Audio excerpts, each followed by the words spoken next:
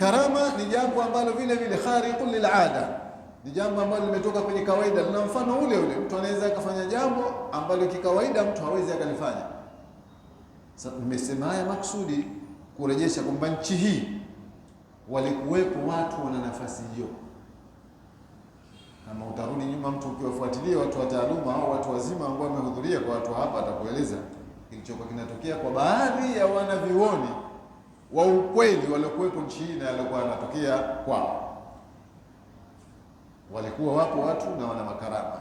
Hii ni moja ya alama inayofahamisha kwamba huyu ni mfuasi wa kweli wa Mtume moja. Lakini nyingine, alama nyingine kwa sio kufikia pengine nafasi ya kuwa yeye ni wali, kwa sababu daraja ya juu kabisa hiyo ndio inampa mtu afikie nafasi ya kuwa ana karama, awe wali. Sasa hakufikia daraja hii, ni mtu pengine wa chini kiasi. Moja ya alama ni ile aliyosema Mtume sallallahu alaihi wasallam. Alama moja ni kwamba mtu akiwa ni muumini kweli, basi akifa hutamka kalima ya tauhid mwisho wa mauti yake.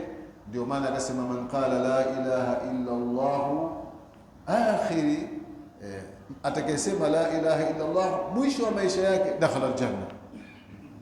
Man kana akhiru kalamihi la ilaha illa Allah, man kana akhiru kalamihi la ilaha illa Allah dakhala aljanna. Atakayekuwa mwisho wa maneno yake atasema la ilaha illa Allah ataingia peponi.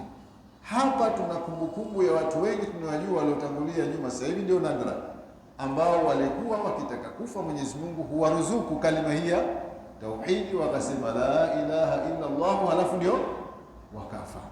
Sasa hivi ni nadra kumkuta mtu anakufa katika hali hiyo, mambo yashachanganyika. Kwa hivyo hii pia ni alama nyingine inayofahamisha huyu alikuwa ni mfuasi wa kweli wa Mtume Muhammad sallallahu alaihi wasallam. Na haya yametokea katika nchi hii na yametokea katika nchi hii na yanatokea. Kwa hivyo hizi ni alama. Sasa alama hizi ili uzipate, la mwanzo lazima itikadi yako au tauhidi yako iwe sawa. Lazima itikadi yako au tauhidi yako iwe sawa. Kama haiko sawa, haliji. Shukrani zote za Mwenyezi Mungu Subhanahu wa Ta'ala. Itabakia sisi ndio kazi yetu kutujalia kwamba tumepata mafunzo kutoka kwa hawa mabwana waliotangulia katika nchi hii ambao walikuwa na nafasi kama hiyo. Alhamdulillah. Ni jambo la kushukuru. Tukiendelea leo basi.